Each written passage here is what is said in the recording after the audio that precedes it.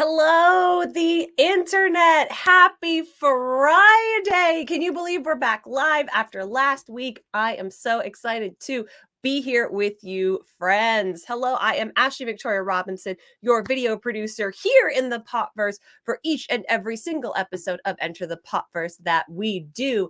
If you don't know if this is your first episode, welcome so much into the Popverse. It's nice in here. Everybody smells really good. We're all friendly. I want to let you know that the Popverse is a virtual realm created by ReadPop, where we are celebrating the best in TV, movies, and comics each and every single day, but especially here on Friday when we do Enter the Popverse.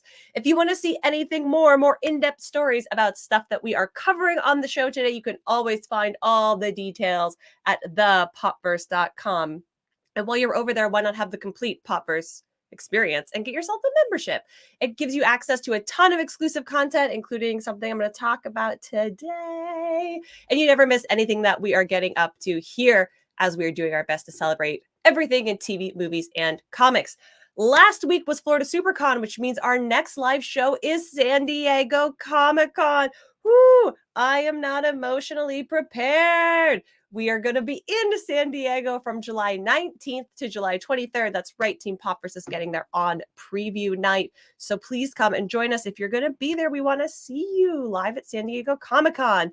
Black Crow 521 Diego getting us started saying, hi, Ashley, hi. That's my best Alaska 5,000 impression for you. Jake Hefner, top of the morning, Popverse. Hope everyone is doing well. We hope you are doing well too. I hope everyone is staying cool. Like I mentioned, I just got back from Florida SuperCon, had such an incredible time there, and I've never been so hot in my entire life. And I guess I mean that physically and emotionally because it was so humid and I didn't know what was going on. I want to let everybody in Florida know that you made it such an incredible time for me. It was my first time in Florida. My first time at Florida SuperCon, and you were a big part of the magic. So thank you to everybody who came out, who took pictures, who came to our panels. You can even, remember that Popverse membership that I talked about earlier? If you have one of those, you can even get access to our Flag Means Death. Are my hands on the right side? Oh, they are. Look at that. Our Flag Means Death panel from Miami, hosted by me. Look it, that's me in that photo. You can tell it's hot because I got shorts on. Talking to Con O'Neill, Nathan Fode, and Christian Baird. Some of the most incredible, friendliest, beautifulest people. So you can get that right now if you have a Popverse membership. So please come and check that out. Okay, friends, enough about conventions. It's Marvel time. We had Marvel time last week, and it's only fair, I think, that we do it again this week. And I simply could not do it alone. So please join me in putting your hands together in a Theater Kid round of applause for my unintentional, I don't even know if he wants to be co-host, Graham McMillan. Hi, Graham. Of course I want to be co-host. Come on. Who can say? Who can say? Well, I have no choice about it, so that's true. That's exactly that. Last week, which we may have recorded the week before, we talked about Secret Invasion, and Secret Invasion is ongoing. And when I said, what do you want to talk about today? You said, can we talk about Secret Invasion? So what's going on with Secret Invasion? Secret Invasion is now on its third episode. In its first 3 episodes, it has killed off 2 of the main female characters. Ooh. It's a choice. I feel as if the show is, at least I hope the show is cynically playing on our worst impulses, if that makes sense. Uh-huh. I think that, spoilers everyone, I guess I should say this because I'm going to say something that happened in the last episode, which maybe you've not seen if you're saving it until the weekend, in which case I'm sorry. But the death of Gaia, I feel, has to be a fake out. Has to be. Because surely they're not going to kill off 2 of the main female characters in the show and not kill off any of the main male characters at the same time. That feels weirdly women in refrigerators, which I'd like to think everyone's gotten past, you know? Which is also wild because Indiana Jones came out last weekend where we saw a man in a refrigerator. We saw a man in a refrigerator in Indiana Jones in the Kingdom of Crystal Skull. Admittedly, he was surviving a nuclear blast, but still. It's so funny because I have not caught up on Secret Invasion, but I keep seeing rumors coming out of it that are wrong. Like, wait, okay, you have to unpack that. What do you mean are wrong? You mean you see spoilers that turn out just like someone said Martin Freeman is a Skrull, and I said that scans. And then someone else said Martin Freeman wasn't a Skrull. And I haven't watched far enough. Okay, Martin Freeman is a Skrull in the first episode.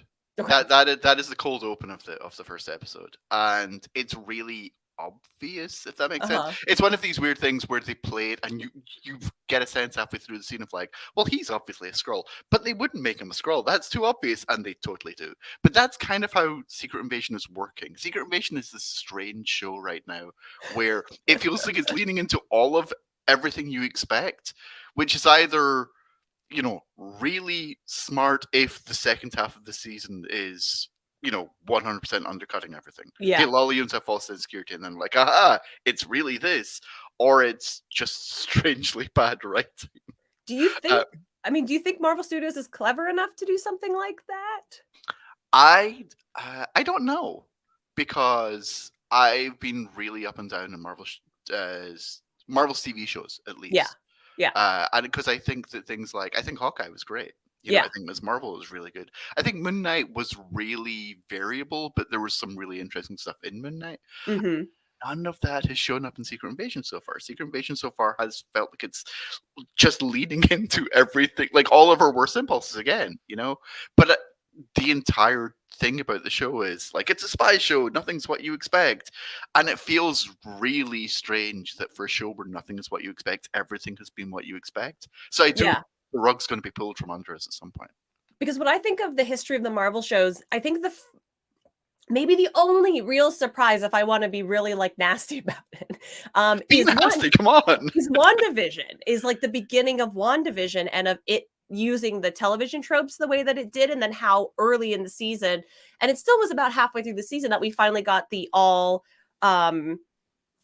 I was going to say SAG because I've been reading about SAG after all morning. the reveal, and we got the Randall Park episode in episode 4. Like, I think that was the last time I was like truly surprised, where we were playing with format and we were like undercutting the narrative that we'd been sold up to that point with a different type of narrative.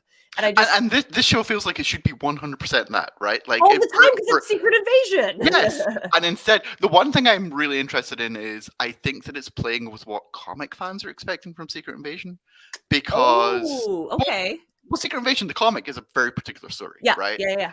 And I think using that title, first of all, but also the idea that it is still a plot of like the Skrulls are going to take over the world. Yeah. You expect something else, and it's not that. Yeah. Right? It's that, you know, again, spoiling you in particular because you're not up to date. Okay. But one of the reveals in episode 3 is they're basically creating super Skrulls. The Skrulls are like, okay, so humanity has superpowers. Why don't we have superpowers? And that, I think, is going to be the engine for how they bring Emilia Clarke back. I think she is going to already be like, she'll have been a test subject and doesn't know whatever, and she'll survive the thing. But I think that this, weirdly enough, could end up being a stealth introduction to a lot of different things in the Marvel Universe. Mm-hmm. If they decide to go down the route of, oh no, we were experimenting and we accidentally, you know, created the Fantastic Four, or we accidentally, you know, did all these things that you didn't expect us to call it. I also thought that this could have been a way, and there's still lots of time for this to happen, to play with some of the characters that have hopped around a little bit. Like, oh, you thought that was Jessica Jones? Like, no, that wasn't. Actually, this is Jessica Jones. Oh, you thought that this was Luke Cage? Oh, no, actually, this is Luke Cage, and that was exactly just right. Well, the other thing is also people act very out of character in the show, and they don't seem to be Skrulls. There is, in episode 2, when Groot shows up and acts in a way that is completely the opposite. Yes, like the time Skrulls turned into cows. And then they ate them, and then the Skull Kill Crew came about, which is still impossible for me to say. It's purple wristwatch or whatever the thing Scottish people are meant to be saying. Irish wristwatch, that's what it is. No, but Rhodey shows up and has a showdown with Nick Fury, and I do not know what was happening in that scene at all, because that was unrecognizable from the James Rhodes we've seen in other things. Okay, I have a lot of military and military adjacent people in my life, and every single comment from them is about the way Rhodey is behaving, and particularly the way Rhodey is behaving to Fury in that scene. Yeah, it's wild. And again, there's either going to be revealed that it's a Skrull, or it is some of the strangest writing that you can imagine. There's a lot in this show that doesn't make sense, and again, I'm hoping it doesn't make sense because it's set up, and it doesn't make sense because it's bad writing. But right now, it could go either way. Because again, why are we sticking the female characters in refrigerators halfway through the show? It's I genuinely thought the Maria Hill death in episode 1 was going to be a fake out, and episode 2 was going to start with she's a Skrull, and then instead it was like we're burying her. Like, I mean, here's her mum. She's really upset. She's definitely dead. Which was like, wow, you're really doubling down. Let's be honest, though, it could be a fake out, right? Like, anything is possible in comics. Sure. Yeah, but this, I don't know. Bringing the mother in to be like, I trusted you. The other thing that's really interesting about it is how much of Secret Invasion 3 episodes in has turned out to be male-centric middle-age like fear, I guess. Like, so much of we now have Nick Fury and Talos both being told by other people, you've changed, you've grown old, you're not young and virile anymore. Which is, again, what are we watching? This is wild.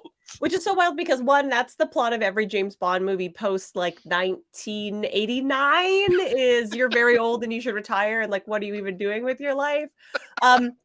But also, you know, I would really love to give enough credit and say, like, maybe there's a real point of view here about, like, you know, the treatment of female characters in this universe versus male characters in this universe, but I just don't credit, like, contemporary superhero stories, with the exception of something like maybe The Boys or Watchmen, with taking on topic. Like, I don't go to the MCU for a think piece like that typically. No, but again, you have the space to, right? Disney Plus has the space to do all these really interesting things. And WandaVision, for all that I think WandaVision ultimately kind of fell apart at the end, WandaVision was still a really interesting show. And I agree. Was trying to do stuff, right? I think Ms. Marvel was trying to do stuff. I think you have the space to be experimental. You know, Loki was kind of a mess, but, you know, at times was leaning into things that were really interesting. And Secret Invasion has all of this space to play with this. Yeah. And so maybe they are. Again, we're only 3 episodes in. There really might be a rug pull. I hope so. Tom, what's up, Popverse? What's up, Tom? Hi, Tom. We're complaining about Marvel. Okay, so speaking of complaining, what a great transition. It's not really complaining, but we have the SAG-AFTRA strike hanging over our heads, and our very own Captain America, Anthony Mackie, had some interesting things to say about it. Speaking of Marvel, I would love for you to break this down for us a little bit before I let you go, because I do love the quote. I do love that the window right there is you and me from our previous episode. So Anthony Mackie basically said that I don't think we can use the exact phrase he said. He said that things were not going to go well if they we're gonna cover up the swear, and there's no swear. You can, because they're right there. I can see them. But you know, he's not wrong. If the actors go on strike as well, Marvel's in real trouble. I mean, Marvel's already in trouble. They've already had to push out the shows. They've already had to push out the movies. But if actors go on strike as well, you know, how long do both of these strikes last before someone has to fix it? Well, here's my funnest fun fact. So over the SAG-AFTRA AMTPP, America's Next Top Model acronym just lives in my brain. The SAG-AFTRA producers conflict was negotiations were supposed to have wrapped up on June 30th, and they were pushed back to the 5th, and they were pushed back to the 12th because of the long weekend. And what's super interesting about that is July 12th is also the day of the Emmy nominations. Oh, really? It is. It is. And that's a really interesting set of timing. Yeah. And then, something that Popverse editor-in-chief head honcho Chris pointed out was the June 30th deadline originally was also the last day of shooting for Captain America Brave New World. Of principal shooting, yes, of course. Yeah. Well, it's a Marvel film. There's going to be reshoots. Yeah, I mean, everything in the world reshoots now. Tom Trader says if the actors go on strike, maybe the studios will actually do something and pay people what they're worth. It's interesting because I believe that, which is why as a SAG-AFTRA member, I made sure that I voted yes on the strike authorization, because like with a lot of people look at actors as like the end all be all of a production, even though that's absolutely not true. So it's going to be interesting because, again, it's coming right before San Diego Comic-Con. Yes, which, again, you know, they're revealing panels as we speak. You know, we're waiting for the Friday panels to be announced. We still do not know if DC Studios is going to be there. Yeah. Like, this still... DC Comics is announced, and, like, Warner Brother Television announced the DC animated stuff.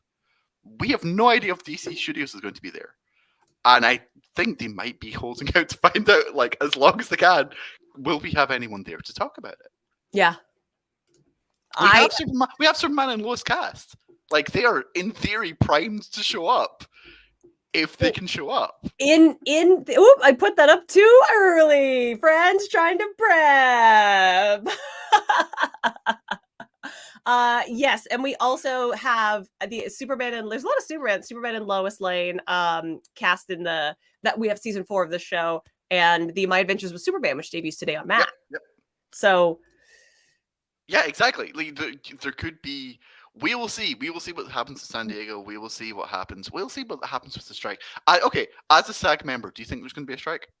You know, I would have told you last week, and once they push the dates back, no. But little birdies are birding, and I do think yes. I think there will be a strike. I think what Tom said is right. I think if actors go on strike, I think actors and writers both being on strike is going to get some resolution as quickly as humanly possible. I think having both out is going to be a really, really, really big deal. The producers will be forced to do something. Because let's not pretend that they did not announce Superman and Lois Lane ahead of San Diego Comic-Con in the hopes that they could tease people to walk them out at Hall H. Well, like, to be fair, and I've had this conversation with other people, DC announced nothing. It was reported, and then James Gunn confirmed. Yeah. I think in a perfect world for DC, they would have announced it at the show. Yeah.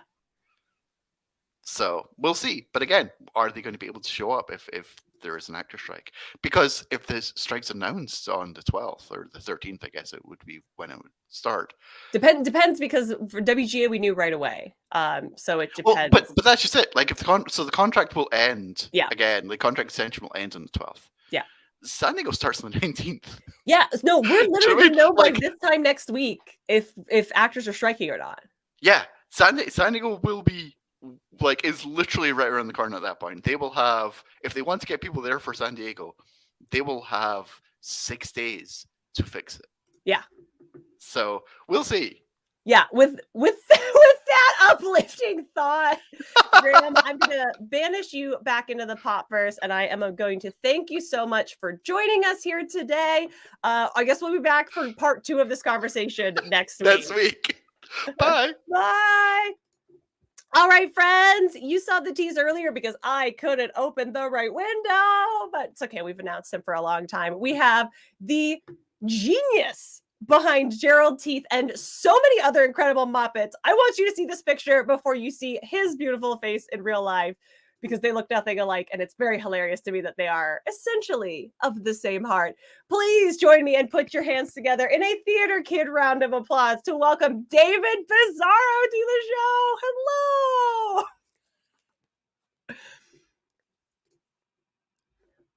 I'm muted. I pulled a classic old man. I muted my mic and entered a muted. But anyways, hi. I want to let you know that's a proud tradition here on Enter the Popverse of us muting ourselves.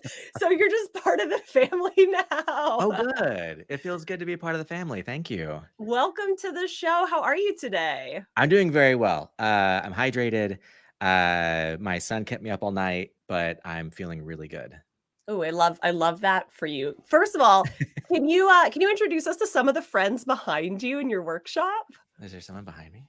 Oh yeah, these guys. Yeah. So this guy right here, this is a character that I created for my very first YouTube series called The Bear Show. So this is Bear. That's Bear. Yeah. And his name is spelled B-A-Y-R because I don't know. I like infusing weird anarchy into everything I personally make. And so it was sort of a thing to, like, when people see his name, they look at it and go, is it Bayer? Bayer? Sort of forcing them to say it in a cute way. I thought that was fun. And then this guy, this insane individual, that's Jerry Facockle. And on my Instagram account, he will pop in and do videos about cats. He'll give you cat facts. He's also just a weird sort of Southern guy who is absolutely crazy. And yeah, I love him, but I keep them back there. I'm messing with them right now, kind of working on them a little bit. Something that I really admire about you as a performer is that you're also very into all aspects of your craft. Like I've Mhm. seen the pictures and the videos of you building out your characters, like these nice friends we've met behind you. And you just seem like you love every aspect of it. So I want to ask, what made you want to be a puppeteer? Was it construction? Did you have a special friend as a child? I actually got into puppetry late in life. Usually, what I do say is that I started in puppetry because of a lie. Uh, when I was about 27, 28, I was in between jobs. I had worked for a band called the Flaming Lips for about 4 years prior. Mhm. And I was doing backing videos, music videos, documentaries, toys. My title was visual generalist, and I would just make anything that Wayne or anyone came up with. I would be a part of creating that weird thing. So when I left working for them, I knew I needed to do something new. I didn't know what I was going to do, and I am such a uh, creative person that anything that inspires me, I jump into it full force. Mhm. And so I knew, I was like, I got to make a rule. If there's something I want to try, someone has to pay me to do it. I can't just jump in there. So I reached out to a guy I knew who's owned a local car dealership, and I was like, hey, you need commercials like this. And I sent a video with puppets in it, and he wrote back, oh my God, that's incredible. Can you do that? And I just lied and said, yes, I Yes. can. And in a week, I had to write, produce, build puppets, and then perform puppets for a local car commercial. And I did it. And I fell in love with making the puppets and performing them very quickly, because prior to that, I've been doing a lot of character animation. I went to Uh-huh. school for uh, traditional illustration and animation. And so drawing weird characters has been a part of who I am since I was a very young person. And a big part of my creativity is letting out this strange universe that lives in my mind. And so building a puppet, I got to see my character physically realized Mm. immediately. And then when I performed it, the performance was happening right then in real time. Instead of in animation, I would animate. This is me animating on my computer. I would Like a professional. delete, delete, delete, delete, Also like delete. me trying Yeah. to set this up at the beginning of the day. Yeah, exactly. Yeah. So you wait for something to render, and you're like, the performance isn't right. I got to go back and do this and that. With a puppet, you're performing, and you're like, oh yeah, I don't want him to look like that. I want him to go like that. And it's just, Mhm. you see it immediately, and you know what you're doing. And so that aspect of puppetry, I really got drawn to. As a young person, I liked puppetry, but Mhm. I've had this discussion with a few of my friends who are performers, and a few of us have joined later in life into puppetry. And I'm speaking specifically about my friend Kathy Kim, who plays a character on Sesame Street, who is the first Asian American puppet character on Yeah. Sesame. And Kathy's great. She's an incredible person. But we've discussed, before we really started playing any bigger characters, we were like, we feel weird. We're older than everyone else that's joined this. And we realize, oh, as first generation Americans, we didn't know that puppetry was an avenue of work for us. We thought, oh, you got to be a doctor, got to be a lawyer, you got to like have a trade. We never saw puppetry as a thing, so we just enjoyed it as a medium. But now, later I learned, like, yes, it can make you money. You can actually like make this your career. And now it's a lot of what I do. I did a music video with like these weird little toilet paper roll puppets, that I've got. And I love it. It's such a wonderful art form to be a part of. We have a great question from Tom Trainer in the audience. He Mm. wants to know, can you speak to what the legacy of the Muppets means to you and what it means to be a part of it? That's a really that's a really great question. We're That's a building a really character by the end great. of the show. Yes, by the end of it, we're gonna have a very strange character dedicated to you, Tom. But yeah, so that's a very good question, and it means so much. Coming up as a puppeteer, and in any art form, you sort of find your mentors, and you find out who your people are. And through puppetry, I found a group of a community that are very similar to me and very similar to the way I think. And then I started gaining mentors. When I worked at the Jim Henson Company, I was a builder, and I also did on-set work, doing a job called puppet wrangling.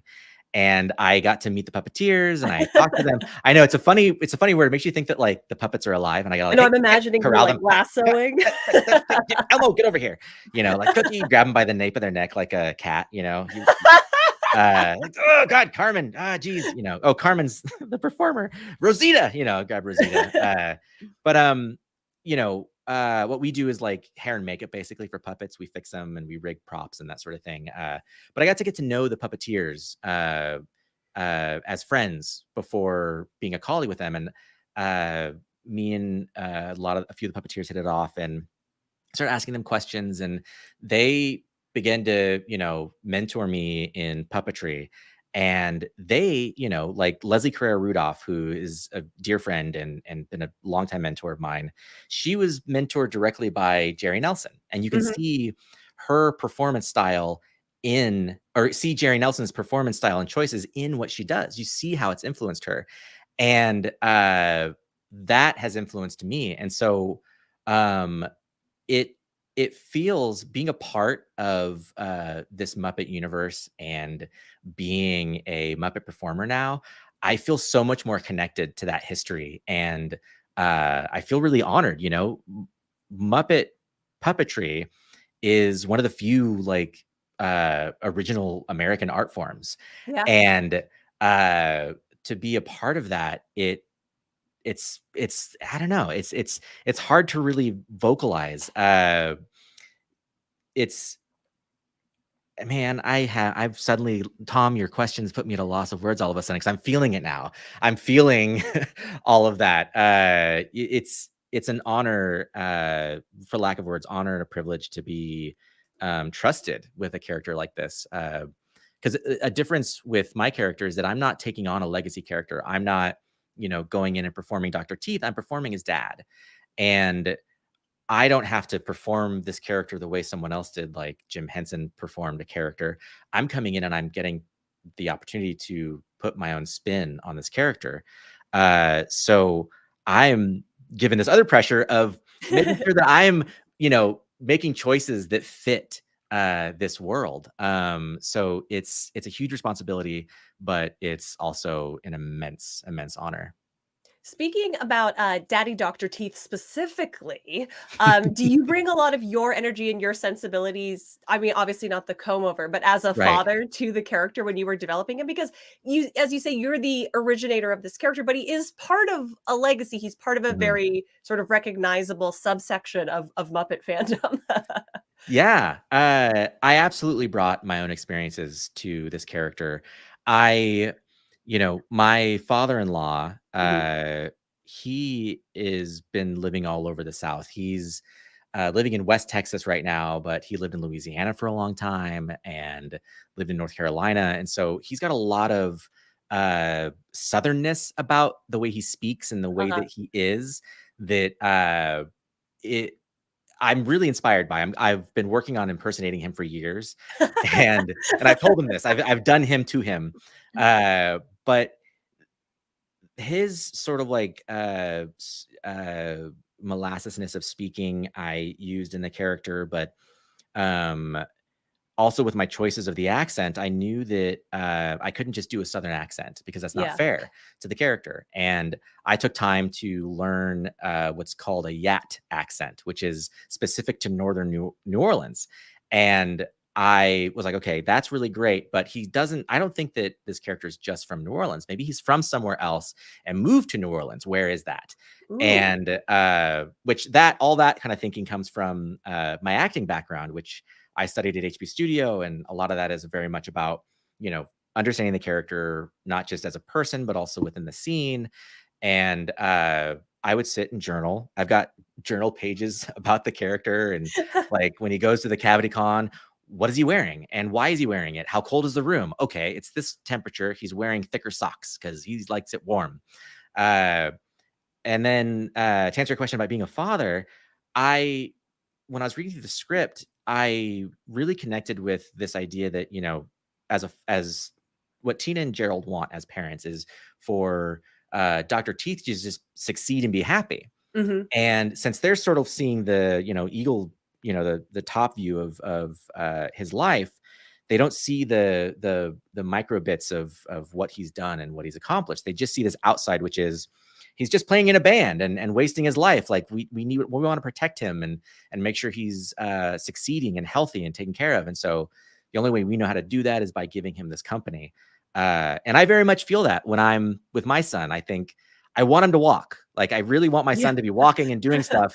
And I try to, pick him up and do it, but sometimes he doesn't want to, and I can't really push him and make him do it. He's got to find that on his own. And so when we get to the conclusion of the show where they realize, oh my God, he's doing this art and he's expressing his soul and he's connecting with people and bringing smiles to people's faces, they melt and they go, okay, yeah, he's fine. He's okay. And we did what we could to make him a good person. And that's a really beautiful scene. It's like heart-wrenching, but in the nicest way possible. Yeah. Popverse has a great comment. I would 100% watch that show, David Bizzaro, Puppet Wrangler. So when you're ready to, in all your infinite free time, produce that content. Yeah. I'm gonna add that. Yeah, I think that would actually make a really great reality show. Yes. The Puppet Wranglers are awesome people, and they're really funny. Many of them are puppeteers themselves, and so they're always coming up with funny stuff. And of course, we, as builders and as wranglers, we will often hide things and put things in funny places. Like there's I was like, wait, like intentionally? Yeah, intentionally. And we won't tell anybody. But this one's wholesome. There was a thing where we had to prep a Grouch character for Sesame Street. And Raleigh Cruson, who we call the Queen of Cute and the Mother of Elmo, she originally built Elmo. And she also, anything she makes is cute. She tried making a scary dragon and it was really cute. It was just like, Raleigh, just cute. What happened? But she's amazing. She's been working on the Muppet Show since the beginning. And she was, I kind of put some of the parts of the Grouch together, but then she was finishing it and she hid 2 eyes on the back of its head because it had long hair. Yeah. And you don't see it when it's being performed, but then on set, the puppeteer's like, what's this back here? Oh my God. It's this really silly surprise for the puppeteer to find and nobody else. And so, yeah, a show would be great because you get to see the level of fun and joy that we all have behind the scenes. Hello, Disney. Yeah, if we could just like this really quick, that would be so great. I've got at least 24 people who will be there. Yeah, we can do that. Let's do that. We're going to make that happen right now. I would love it if the executive literally sounded like Paris. Like, yes, that's so hot. Yeah, right away. That's very hot. And I think we can make that work. Down. I have a wild question. Yeah, and, sure. If it's too wild, you can hang up and leave. That's fine. Okay. What does the inside of a puppet feel like? It depends on the puppet you're performing. So actually, I'll grab a puppet and I can kind of show you. Yay, we have props. Love to. Oh, they're connected. Uh-oh. Okay, so this is gonna look weird. I'm really sorry, everybody. But what we do often is, let me pull his little, what we call a pant tube. Because they can't have pants, so they have a pant tube. But this guy is built similar to how like a Sesame character is built. He's a live hand puppet. So he's got a live hand here. You can put your arm into it. This is similar to like the Count. The Count is rigged in this similar way. But you can see that like his neck goes into a foam body. So his body is a really soft foam. You can see here. You can see that. Nice little soft foam. It's called a reticulated foam. And then there's this this arm tube is what we call it.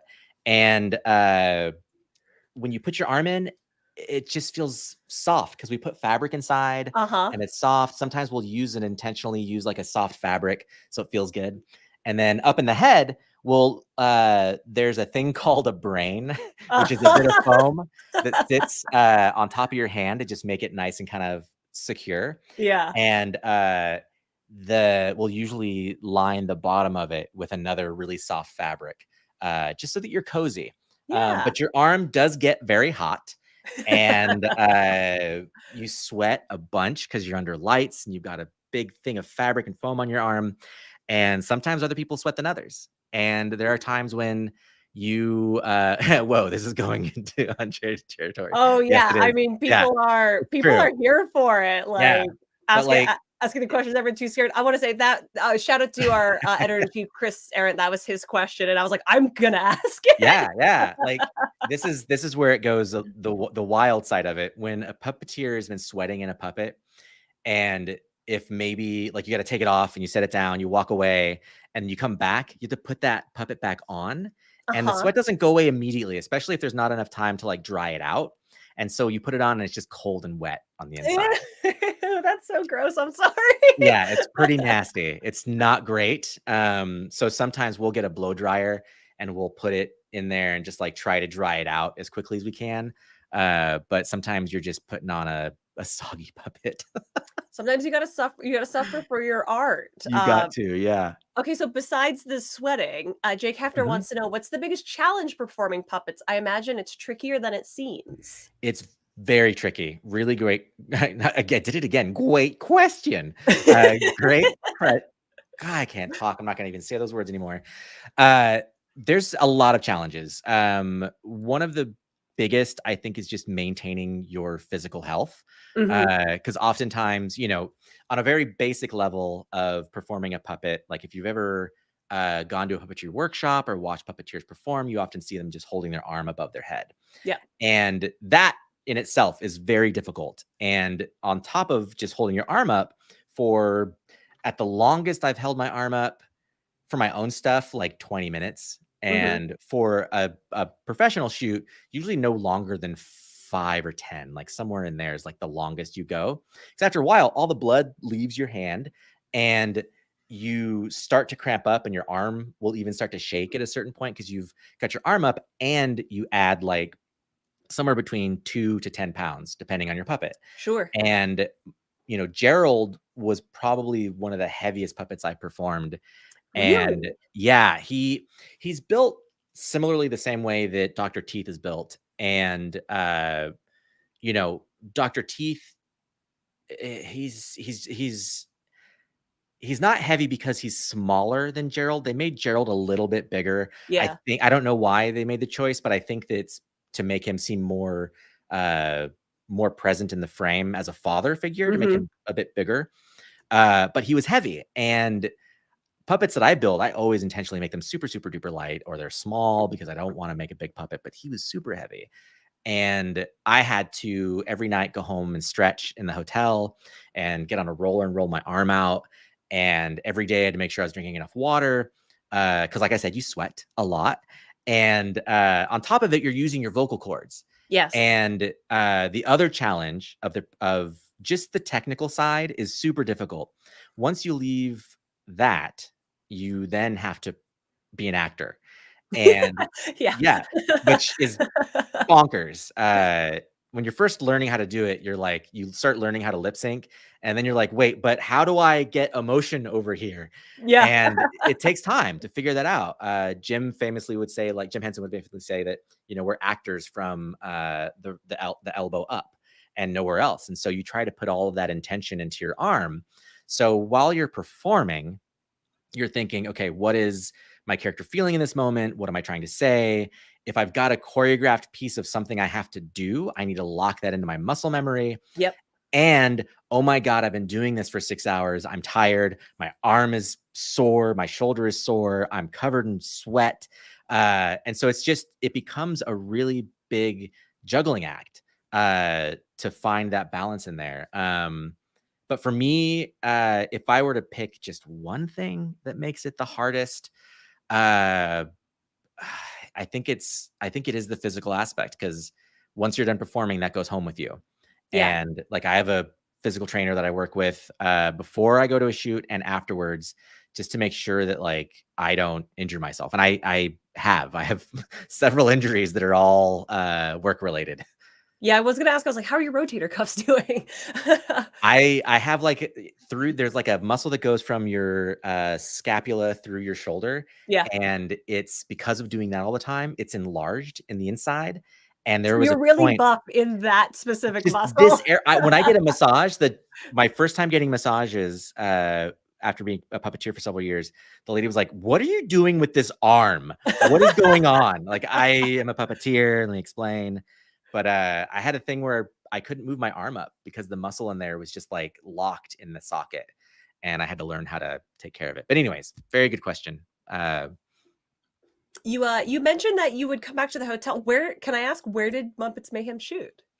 I think I can talk about that. They actually shot at the same lot as The Office.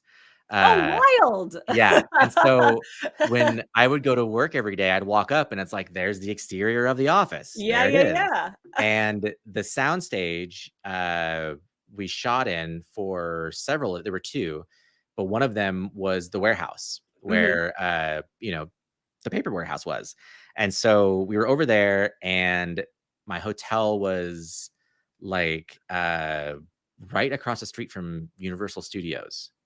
Yeah, so I was over there, and so I'd look out my window and I'd see Minions all the time. The one, and they peek over the top too. Yeah. That's what I'd see. I'd see that Yeah. all the time. Yeah.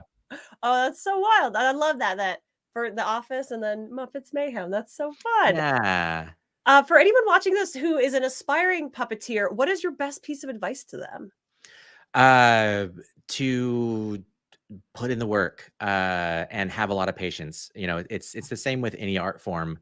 You have to really want to do the craft. Mhm. It can't just be about being recognized for the thing, or like you can't walk in and go, I'm going to be a Muppet performer. I'm Mhm. going to be on Sesame. You can say that and have those aspirations, and you should, but that can't be the only reason why you want to be a puppeteer. I've seen this happen to people, and I've heard stories where someone's goal is just to be on Sesame, just to be on Muppets. And then if it doesn't happen, they're crushed, Mhm. and they end up having depression issues. And then if somebody gets it, but then it's not consistent, that's also crushing. Yeah. And so if you get into it, you have to really love the art form of puppetry.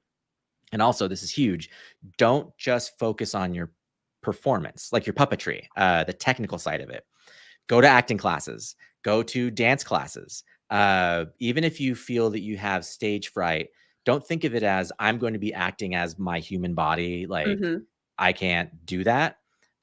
Think of it as, this is going to be the training that's going to help me make better characters and make better choices as a puppeteer. Because as puppeteers, we have to be building real characters that people believe. If you listen to any interviews with like the guys that are huge, like Bill Beretta and Matt Vogel, Peter Linz, Leslie Carrera Rudolph, naming all. But if you listen to them, they talk about that. They're like, acting comes first. Acting Mhm. is always first. Technique comes afterwards. And even Jim Henson in old documentaries would say, yeah, we hire actors and then we teach them how to do puppetry. And it's not that puppetry is easy. It's that the technique of being a puppeteer is something you can learn over time. It's a sort of like a trade. Like, you can learn to sew. Yeah. Anyone can learn to sew. But not everybody can be a creative sewer. Not everyone is a clothing designer. And that's something that you have to have a passion to do. So have the passion, work on your acting skills, work on your vocal skills, and work on some dancing. Just got to be really well-rounded. Okay, this is gonna be Tom's question, and then I'm gonna ask you the final question because I've Oh already my kept you gosh. too long. But No, I he love chatting. asks, do you have a favorite use of puppets in film other than Muppets? Shout out to the Dracula musical in Forgetting Sarah Marshall. That's a really good moment. And actually, Leslie, who I've mentioned a few times, she is one of the puppeteers in that sequence. And so when you see the face of like a female puppeteer performing, I think, a female Dracula, that's Yes. her. Yeah. And Oh, wild. she's amazing. If you're ever in New York and you hear about the Bizarre Brunch happening, go to it. It's her like one-person show, and it's so good. Okay, favorite use of puppets in a film other than Muppets. There's actually a lot of stuff. And some of it is not like what you think of like foam puppet stuff. Uh-huh. There's a lot of like the creature effect stuff that are straight up puppets. Jurassic Park, there's puppets all over that. That's why they look so good. That's why they look so good. You know, some of them are just what we refer to as walkarounds. Like some of the Velociraptors are just dudes in suits. And the original, this is a nerd point. The original animation for the first Jurassic Park film, the animators couldn't get the animation right. And so they brought in stop motion animators to animate little dolls. And those are puppets. Like when we talk about stop motion animation, those are puppets. And so technically, Jurassic Park is a puppetry film, which is kind of funny to me. I'm sure no one would agree with that, but I kind of feel that way. I think everyone here is going to drop that at a cocktail party in future. Like, now I'll tell you why. Yeah, that's a good icebreaker. That's a really good one. But those, like a lot of the creature effect stuff I came up on, and some of the performances in there are absolutely incredible. Toy Soldiers, there's a lot of really good puppetry in there. There's My a brain bunch. goes to Falcor in the Neverending Falcor? Story immediately. Never-ending Story, very, very good. And a lot of those, you know, puppeteers are the same people that were working for Henson, because everybody's a freelancer. Of course, Yoda in Star Wars, technically kind of a Muppet. You know, but the performance is, you know, by Frank Oz and his assist. I'm blanking on her name, but she's so good. Karen, I forget, but in any of those, in Toy Soldiers and any of those visual effects films or practical effects films, again, it's just all about the acting. You know, they won't call it puppetry because there is a mindset in the US where when we think puppetry, we think like kids show, and so they'll call it like, you know, costume performance or something like that. Yeah. But very good question. I'm definitely going to have you back because this has been so much fun. But like I said, I've kept you now twice as long as I promised I would. That's okay. My final question here on the Popverse, because we celebrate the best in TV, movies, and comics, is what are you geeking out about right now that you are not working on? Oh my gosh. Geez, there's a ton. I'm always geeking on something. I'm kind of like casually watching the show Bear. Oh yes, I love the Bear. On a cooking show. Really good acting in that, actually. I was very surprised. But I was telling a collaborator of mine this morning during our meeting, I was like, I just watched the movie Trolls. Not the old one, but the new one with the Justin Timberlake song. And I kind of avoid stuff that everyone says, you got to go see this. You got to go see it. It's so good. Yeah. But I watched it and it's actually really good. And it's dark and funny, and they commit to like really stupid jokes. And I love that. So I'm kind of nerding out on that. Of course, you guys already talked about it, but Secret Invasion, I'm watching that and I'm really enjoying it. And when I watch things constantly, I waver in a lot of different ways. And I think this has to do with the fact that I'm fairly neurodivergent, but I digest a lot of YouTube videos. And I watch a lot of like how-tos, and I'm currently nerding on just like people's illustration skills. I watch a lot of like people talking about their technique on things on there. And I also watch people play video games, of course. I am rewatching, and if you guys haven't watched this is a good one to watch. I am rewatching, if you're old enough, I'm rewatching the movie Immortals. And I've loved that movie for years. And it also makes me think of another movie that is the same guy that directed The Cell. His movie prior to that is also very good to watch. And it's the same vein where a lot of what I see in Immortals is what you can apply to puppetry. It's composition. And every single setup and scene and set piece in Immortals is this beautiful like recreation of a Greek painting. And it's gorgeous. The costumes are incredible. And the choreography and everything speaks to the narrative. And the way that ties to puppetry is when we're performing our puppets, we work on the composition. So like, and I'm also making it too long because I start talking about stuff, but no, it's good. When you have like one of the early things you're taught as a puppeteer is how to set up a two-shot. And so you as one puppet are sitting in the middle of the frame. And if another guy, you know, comes in, what you do is you move to the side to make space. So you have a nice two-shot. And With people acting, usually you'll put a mark on the ground and you'll say, okay, you're going to stand there and you're going to stand there when that person enters and yada, yada, yada.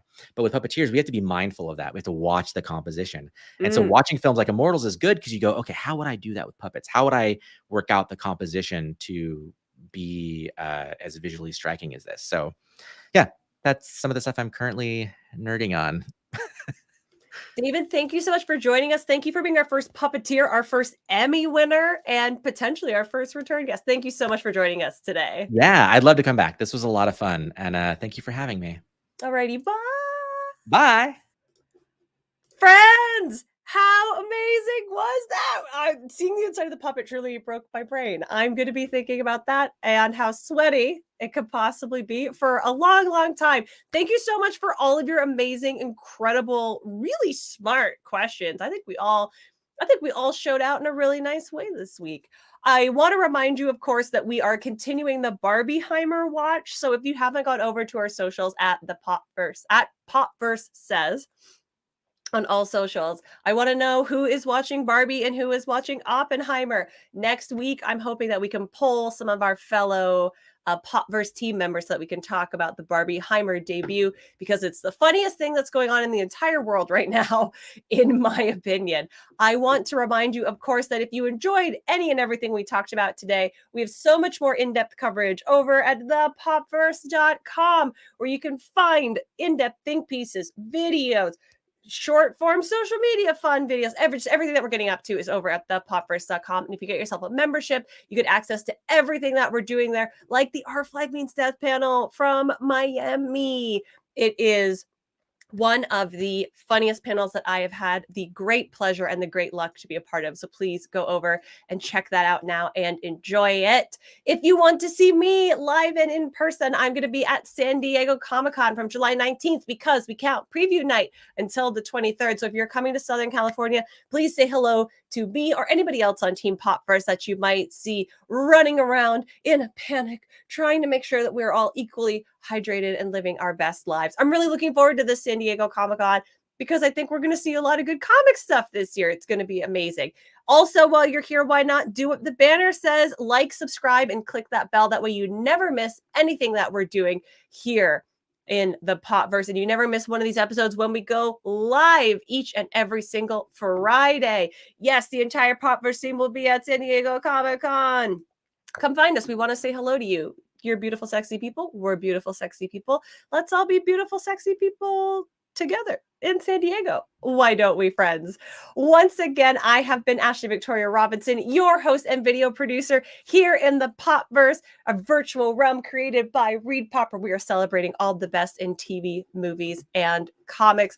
I look forward to seeing you at all Fridays in the future. Have a wonderful weekend, my friends. Stay safe, make good choices, and I will see you next time.